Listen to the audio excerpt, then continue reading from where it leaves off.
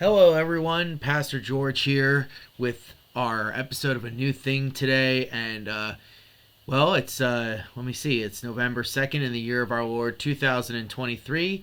And according to some people, we are nanoseconds away from Jesus Christ's return. And you might be asking, why? Well, how do we know that that's the case? Well, because of what's happening in Israel, in the Middle East right now. Israel, Palestine, Hamas, of course, all the other countries out there that can be identified with different biblical things. So, how do we understand this as Christians? That's kind of what I wanted to talk about. And, of course, there are lots of places you can go in the Bible to discuss these things, but I think, as is typical in this, like, we look at the passages considering the Great Tribulation, the Olivet Discourse, and what Jesus is talking about there. Because I think if we care about how we should use the Bible, and we care about the testimony of God, the testimony of Christians, and being able to present people with a rationally good reason to believe, I think we should, and we want to be faithful to God in our interpretation, then I think we should be very cautious when we begin to draw connections between what's going on in the world now and what the Bible is talking about. Of course, are we the first group of Christians to do this? No, right? Christians have been doing this forever, especially really for the last couple hundred years. It's become very popular. The 1800s, this was a massive thing. If you want to know why, there's groups like the Seventh-day Adventists and the Jehovah's Witnesses and the Mormons. It's because, you have to remember the name for the church. The Mormon church is the Church of Jesus Christ of Latter-day Saints, right? Latter-day meaning last days. It was a big deal back in the 1800s, and of course, Christ did not return in any of the 1800s, and so you always see people calling and looking around. There's a famous line by the Swiss theologian Karl Barth, which I actually hate. I don't like this line. I think it's bad in basically every application of it, which is that you have to preach as a pastor. You have to preach with the Bible in one hand and a newspaper in the other. I despise that. I've seen that used both on very progressive and liberal circles to just push political agenda, and I've seen that now used in mainly conservative and fundamentalist churches to push this idea that Jesus Christ is coming back soon. I can't stand that. I think that's probably one of the worst quotes that Bart had. He almost made it up though with the reformed and always reforming. So that's a good one. But all of this is just to say that I'm sure that you've seen stuff about this, or you've heard other people post about it or talk about it, and so it's like, what do we make of this? And I mean, it's a big deal. I'm gonna pull up my internet here.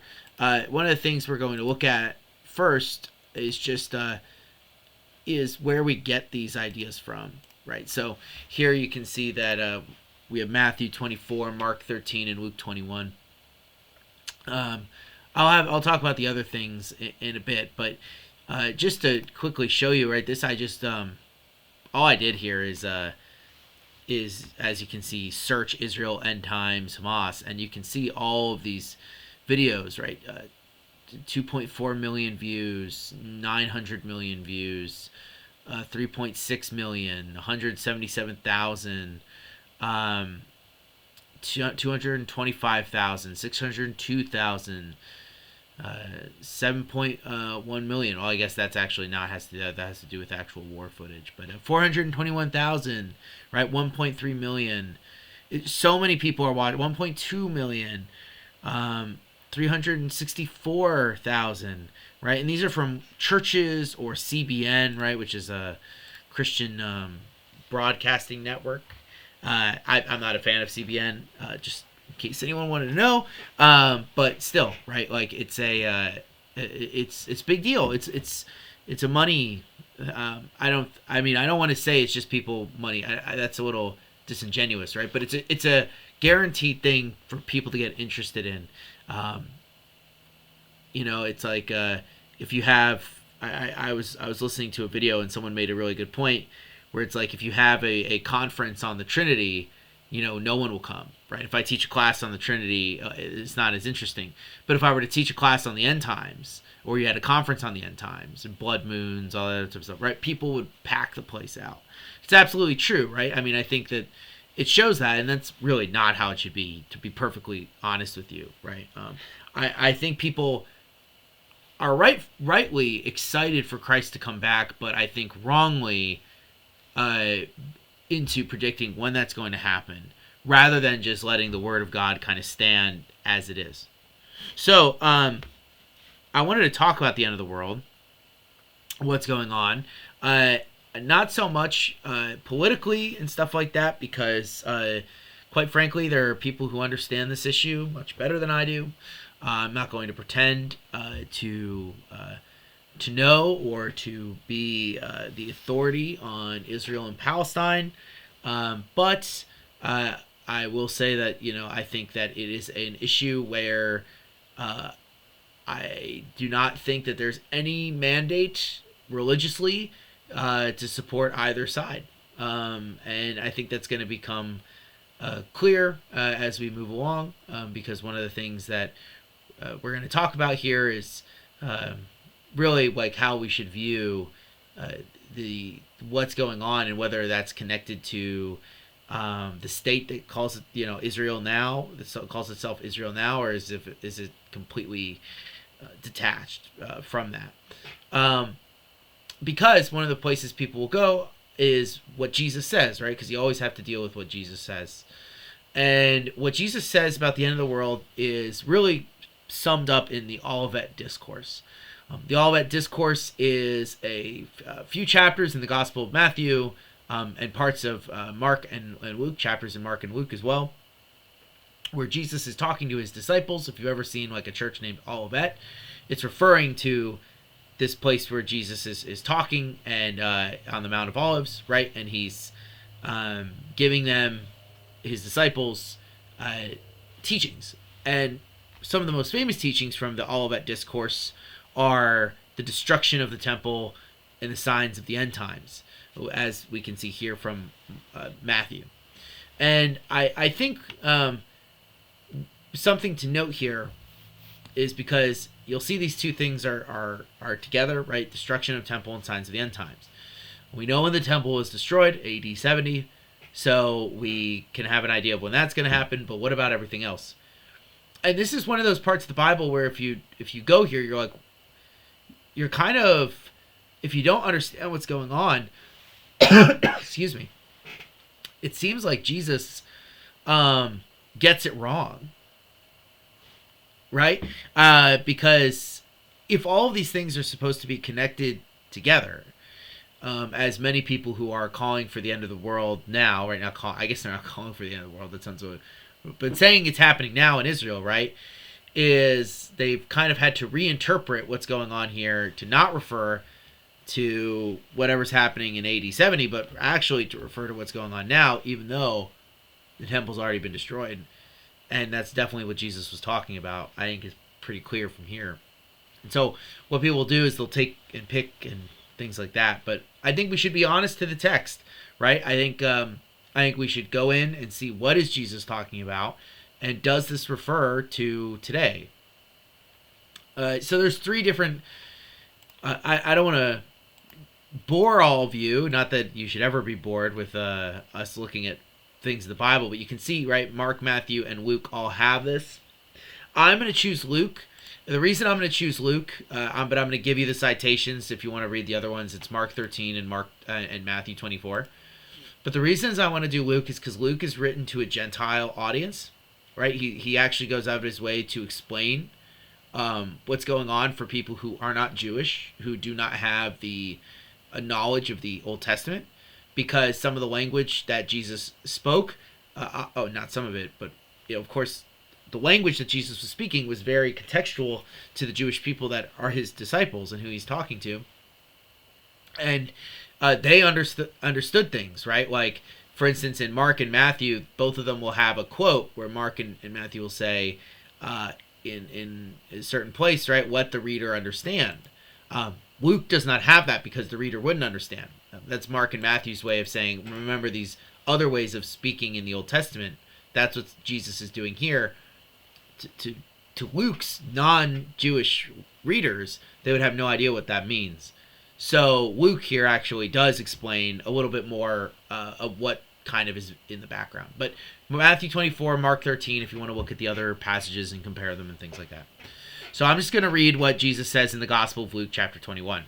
He says, some of his disciples were remarking about how the temple was adorned with beautiful stones and was gifts dedicated to God. So they're in Jerusalem, right?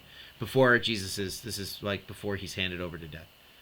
But Jesus said, as for what you see here, the time will come when not one stone will be left on another. Every one of them will be thrown down. Teacher, they asked, when will these things happen?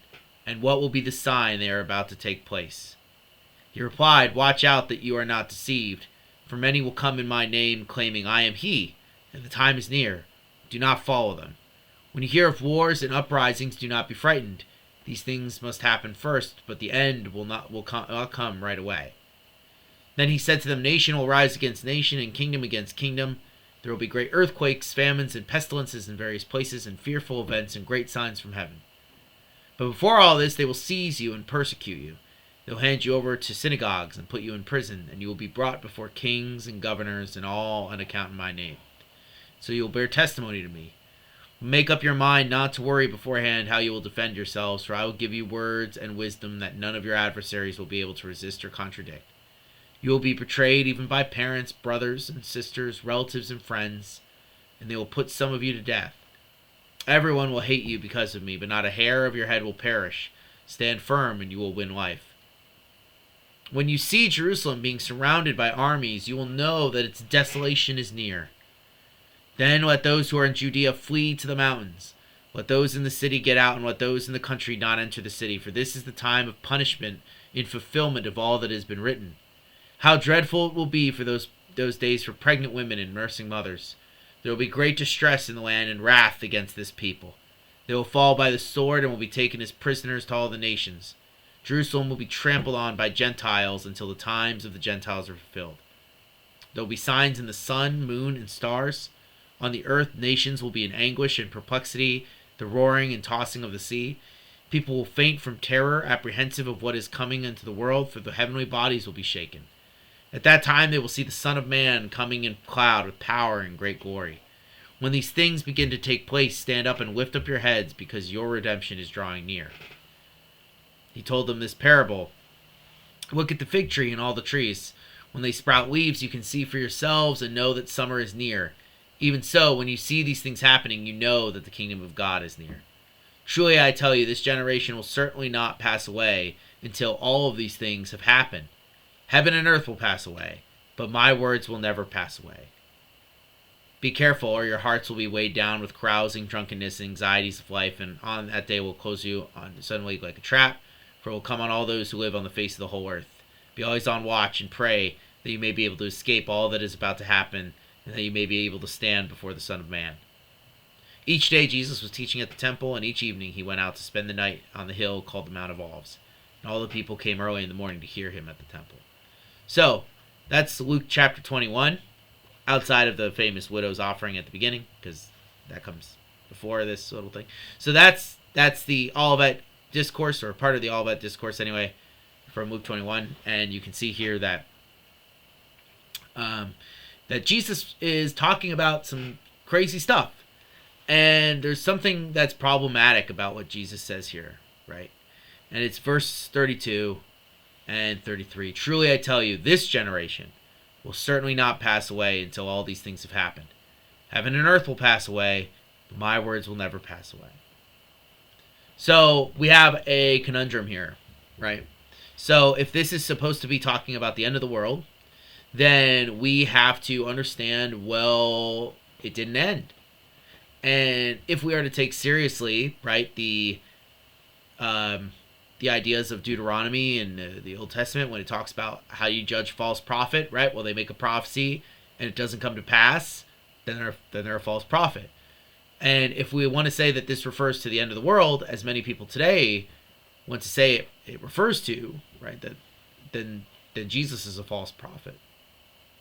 Now, I don't believe that. That's so. I just want to be clear. I don't believe that Jesus is a false prophet. I believe he's the Son of God. I believe he knows exactly what he's talking about here. I believe these things happened when compared with what we're talking about, but it has nothing to do with the end of the world as is often understood by people today. Because people are going to look at this and they're going to say, oh, Jesus is talking about this happening now, today. But then, of course, you get to verses 32 and 33, and you have to figure out theologically why that isn't. And some people, right, like if you look at this, well, you'll be like, well, like some of this was fulfilled within the time of Jesus and this generation. Some of it wasn't, and things like that. But I actually have found, in my own way, convincing evidence that this, when we look at this and in it and what's going on at the time, that really what Jesus is talking about here is the destruction of Jerusalem and the judgment of the Jewish people that's going to happen here, and all of this is in the same language that is used in the Old Testament when it refers to judgment, and I think that that's an important thing to understand, because if we understand it as, oh, okay, this is talking about judgment, and that then it certainly happened within Jesus's lifetime, not Jesus' lifetime, the people he's talking to, right? And there's all sorts of like weird stuff that you could mention here, but I think that what I wanted to talk about most is, so what's going on, right? They're at the temple in Jerusalem. Jesus says that it's going to be destroyed. That's the first thing he says. And so he then warns them, right, that what's going to be a confirmation, right, that this is going to happen is that there's going to be a bunch of people. The interesting thing here, right, is that Jesus kind of gives actually kind of a very broad or thing that kind of can happen anywhere, but he's telling them, right, that people are going to begin to agitate, right? You're going to hear about wars and uprisings. He clearly is saying, like, and this is going to be the Jewish revolt, right? So there's the second Jewish revolt, which is going to happen, and that's going to be the destruction of the temple and the casting out of the Jews out of the Holy Land and into the nations, right? So he says nation is going to rise against nation, kingdom against kingdom, again, referring to the Jews here. And there are going to be great pestilences and famines and all of these, and earthquakes, right? There's going to be fearful signs, and right? And that's going to happen. All this is going to happen. He says even before this, though, right, you are going to be persecuted, you're going to be handed over, right? That this isn't, I mean, does this refer to many Christians' lives now? Absolutely. But Jesus is talking about the lives of his disciples here, right? So even before the temple is destroyed, again, this is AD 70, so this is like 40 years after Jesus when the temple is destroyed. His disciples will already begin to be persecuted.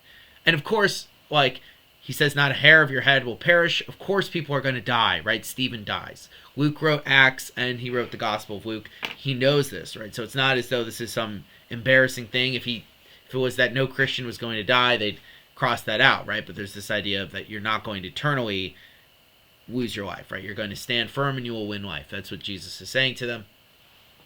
And then he says, now, when you see Jerusalem being surrounded by armies, you will know that its desolation is near.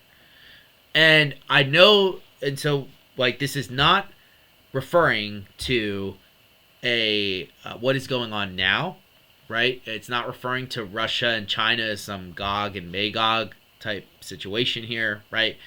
This is referring to a literal attack on Jerusalem that did occur by the Romans in AD 70. And I'm going to tell you, I'm not just saying this as like a Christian who's trying to pretend or like justify Jesus as some sort of prophet, right? Even secular historians who believe that the Gospels are completely made up.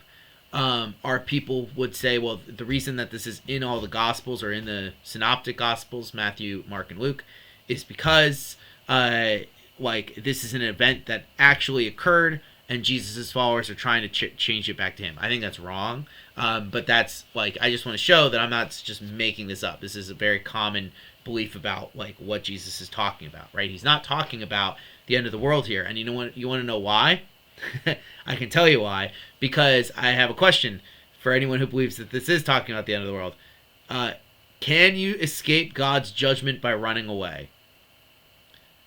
Because Jesus says here that you can get away by fleeing, by running, right? He says in Judea, flee to the mountains, right? Let those who are in the city get out, and let those who are in the country not enter the city. You can't escape God's judgment by running away, right? What Jesus is talking about here is he's telling his followers that, hey, when this is going on, you're going to know. Get out of Jerusalem. Leave it, right? Do not stay around because it's going to be destroyed. They're going to fall by the sword. They're going to be taken prisoner to all the nations. This is what happened, right? The Jews are exiled out of Israel and into the nations. He's saying, do not let that happen, right? Do not let that happen. And then he says there will be signs in the sun and the moon and the stars, and all of this, right? Well, all of these ideas that Jesus is pulling from here are coming from common ways in the Old Testament that you would use to refer to judgment that's going on. So when Jesus is talking about the sun and the moon and the stars, right, that this is going to be a sign that there's going to be a change in the way that the world works. So for instance, right, let me just go to Acts really quickly here. Another thing by Luke. Let's see. So he's quoting from the prophet Joel here. And this is when it's talking about God's remaking of the earth.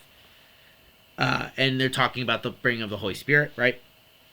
And in the last days it shall be, God declares, that I will pour out my spirit on all flesh, and your sons and your daughters shall prophesy, and your young men shall see visions, and your old men shall dream dreams.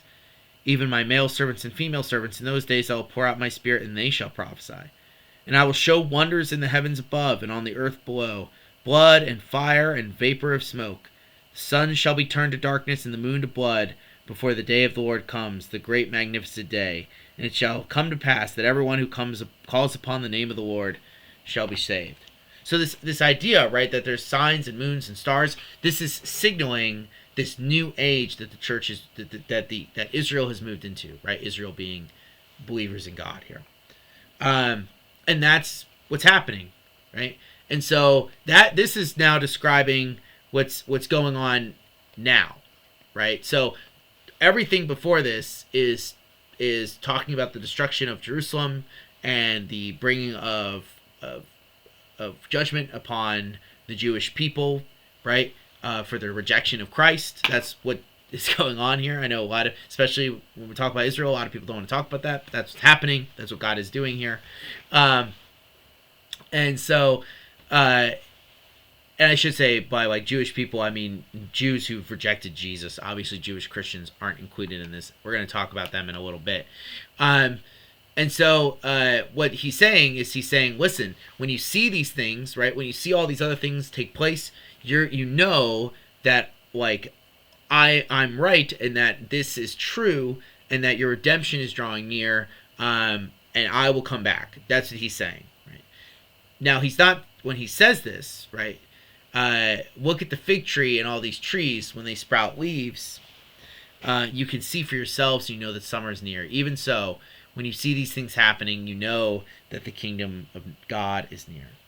And so, again, we run into a interesting type of predicament here, because what is Jesus referring to when he says to this generation, these things will pass away? I think that, he's referring to several things here. The first is when he's referring to the destruction of Jerusalem. Other things, he's being very literal. And in the start of the new age, right? He's saying, yes, all this is happening now, right? You will see these things happen, right? There's going to be a start of a new age when the church is fulfilled, as in like becomes into what it should be, using the same language as Joel. You're going to see the destruction of Jerusalem, and you're going to see, right, that this is going to remake the world in the fact that I am going to be in charge of this new age. I think like one of the things that's difficult is how do we understand like what Jesus means by the kingdom is near. I think there's a lot of ways that we could have good discussion about like where do we fall into each of these different areas and stuff like that. But I want to talk about that the impending destruction. I think it's clear that nothing else that the destruction of Jerusalem and what's going on with being surrounded by armies and the fighting is not referring to something that's going on now, but something that happened already in the past. I think it's pretty clear from the things that he's talking about now. I think that here, right, that there's two things going on, that Jesus is pointing his people forward, but really what he's focusing on now is that, this is what's going to happen is not only things that are going to be in the future, or that are in the past, but that Christ is going to be in charge and overruling his people now, right? That's kind of what he's saying. So I mean, there's a lot to talk about this, but I wanted to talk about one other thing, which is the flight to Pella. Now, I'm sure you've never heard of this before, but this is just a little historical fun detail for all of you. So there's a famous Jewish writer, I've mentioned him many times before, Josephus. He wrote The Wars of the Jews, which is all about the fight that Jesus is talking about here when the Jerusalem is destroyed by the Romans. And in this time, in this battle, there's this Roman leader, Cestius, who's the one who's leading kind of this assault on the Jews. And something happens. So he goes to assault Jerusalem, and it looks like he's going to take it. And the Roman army surround it. And the interesting thing is that another problem happens, and so he has to leave. So they're about to take Jerusalem, and he leaves. And when that happens, the people in Jerusalem are excited, right? Because they think that they are going to win, and that the Romans have been defeated. Now the Romans go off and they destroy another army, and they come back and destroy Jerusalem. But one of the interesting things now is what it talks about is it says, this is Josephus here, right? Writing, and this is from the Wars of the Jews. It says, now that this is when the Romans leave. And now it was that a horrible fear seized upon the seditious, insomuch that many of them ran out of the city, as though it were about to be taken immediately. But the people upon this took courage, and where the wicked part of the city gave ground, thither did they come in order to set open the gates and admit Cestius as their benefactor, who had he but continued the siege a little longer, had certainly taken the city. But it was, I suppose, owing to the aversion God had already at the city and the sanctuary, that he was hindered from putting an end to the war that very day. So Josephus is a Jew, right? So he's like, well, God stopped him from doing that.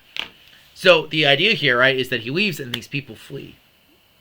Now, there's an old Christian tradition. I don't want to say that all of our case rests on this, but it goes back to about the 2nd century, so it's pretty old, by this guy Aristo of Pella, we've lost his stuff, but he's quoted by other people. And the idea or the belief that was among Christians in the area near here, which is not that far from, in terms of time, right? Pella is in Jordan, so in countryside. Is that the Jewish Christians fled during this time. So that this is the right between where there's this gap. This was the moment when Jesus' prophecy was fulfilled, when he said, "You're going to be surrounded by armies. Get out." Right? So God provides a way, and the Christians leave. I think that's really interesting. Of course, I don't want to say everything relies on Aristo Pella. And of course, I'm sure you could say, well, that's just made up nonsense. But all it's to say is that if other Christians at the time are quoting Aristo Pella saying that what Jesus is talking about here is being fulfilled, then we know that this is the reading of this as being something that doesn't refer to a future event, but something that is happening, that happened already, is not just my invention or other people's invention, but is like the tradition of the church. That's really what I mean by when I wanted to talk about this. You also may wonder, like, when Jesus talks about the abomination of desolation, right? You'll see that word pop up in a lot of places. And it's not in the let me see, where is this here? I want to make sure that I get this right because it's important. I don't think Luke uses this because you're going to see a lot of people talk about it, because he's, again, kind of getting rid of the Jewish language that his Gentile listeners wouldn't know. But if you look at this in the Gospel of Mark, right? So you'll see, when you see the abomination that causes desolation standing where it does not belong, let the reader understand. Matthew has the same thing. Luke, as I said, right, he cuts that out.